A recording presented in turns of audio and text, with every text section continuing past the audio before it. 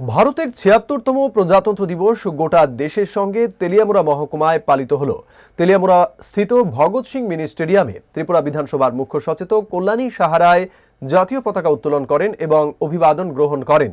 এদিন ভগৎ সিং মিনি স্টেডিয়ামে তেলিয়ামুড়া মহকুমার স্বাধীনতা সংগ্রামীর পরিবার পরিজনদের প্রতি শ্রদ্ধা জ্ঞাপন, বিভিন্ন ক্ষেত্রে যোগ্য ব্যক্তিদের বিশেষ সম্মাননা প্রদান করা হয়। এই অনুষ্ঠানে তেলিয়ামুড়া, কল্যাণপুর এবং মুঙ্গিয়াকামী হাসপাতালে রোগীদের মধ্যে ফল মিষ্টি বিতরণ করেন অতিথিগণ।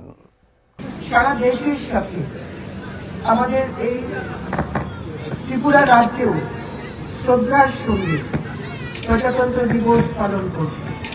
তৎসঙ্গে তেলিয়ামুড়া মহকুমা প্রশাসনের উদ্যোগে তেলিয়ামুড়া শহীদ ভগৎ সিং মিনি স্টেডিয়ামে আমরা প্রজাতন্ত্র দিবসের পূর্ণ লগ্নে জাতীয় পতাকা উন্মোচন করেছি এবং রাষ্ট্রীয় সালাম গ্রহণ করেছি।